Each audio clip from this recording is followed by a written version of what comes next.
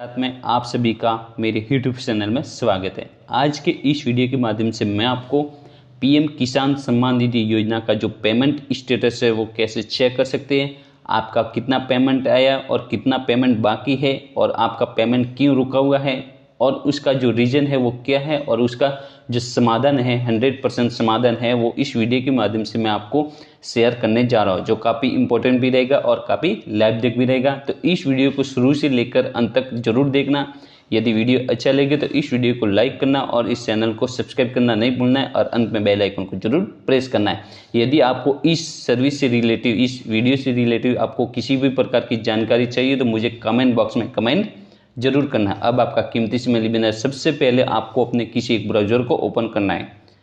जैसा कि मैं इस वीडियो में किसी एक ब्राउज़र गूगल को ओपन करता हूँ, तो अब आपको सर्च बार में टाइप करना है पीएम किसान और सर्च पर क्लिक करना है। जैसे आप सर्च पर क्लिक करेंगे तो आपके सामने कुछ इस तरह का एक पेज ओपन होता है। अब आपको फर्स्ट वाली लिंक पर क्लिक करना है।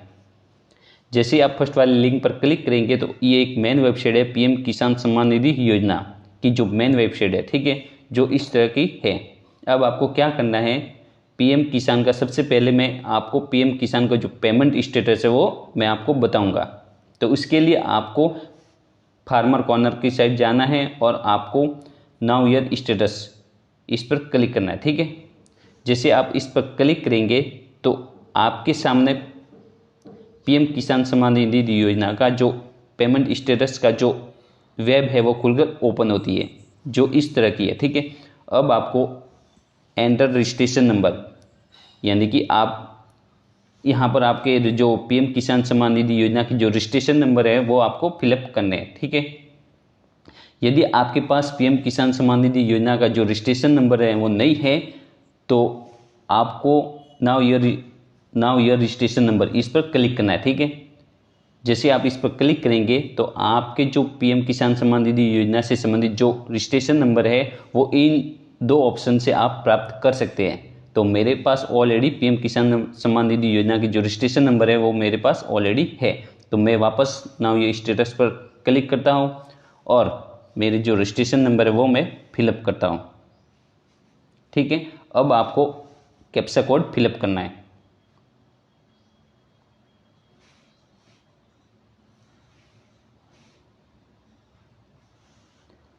अब आपको गेट डाटा इस पर क्लिक करना है। जैसे आप गेट डाटा पर क्लिक करेंगे तो आपके सामने आपकी जो पर्सनल इंफॉर्मेशन है वो खुलकर ओपन होती है।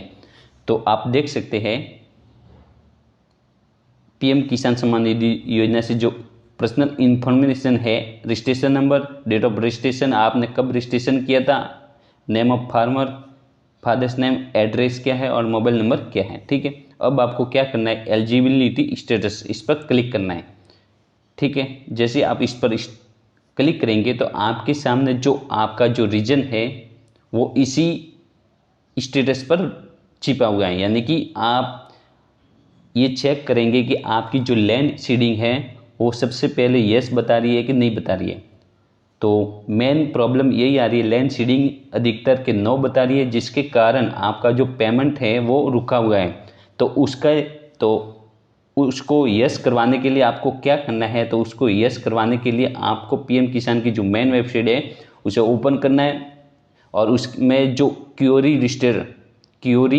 रजिस्टर कंप्लेन रजिस्टर पर आपको क्लिक करना है।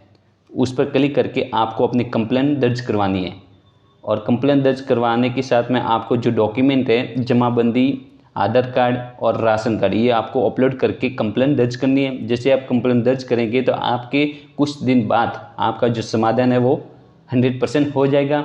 और दूसरा जो ऑप्शन है, आपको अपनी जमाबंदी, जन आधार कार्ड और राशन कार्ड, 4 चीज़ आपको जमाबंदी, आधार कार्ड, जन आधार कार्ड और राशन कार्ड, ये आपको अपने नज़दीकी पटवारी या अपने नज़दीकी तहसील से संपर्क करना है और वहाँ जाकर के आपको अपने जो ज़मीन से, जो खेत से संबंधित जो कागजात है वो जमा करवाना है। जैसे आपका जो लैंड सीडिंग का जो प्रोसेस है वो पूरा होगा तो उसके बाद में आपका जो लैंड सीडिंग है वो यस हो जाएगी।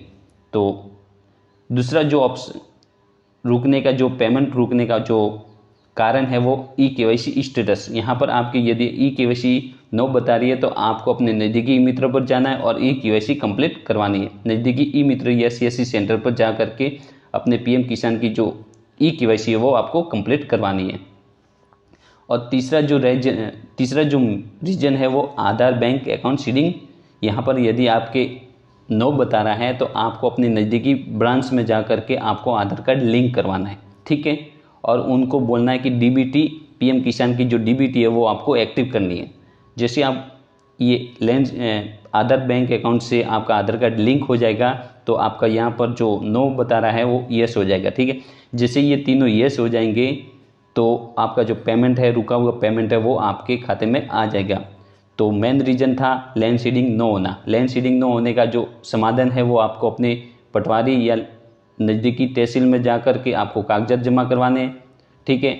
यदि आप ऑनलाइन भी करना चाहते हैं तो आपको पीएम किसान की मेन वेबसाइट पर आ करके कंप्लेंट दर्ज करनी है, ठीक है। और दूसरा रीजन है ई-केवाईसी। ई-केवाईसी आपको नज़दीकी ई मित्र या सीएससी सेंटर पर जा करके करवानी है। और आधार बैंक अकाउंट सीडिंग नो बता रहा है तो आपको अपने नज़दीकी बैंक में जा करके आधार कार्ड को लिंक करवाना है, ठीक है।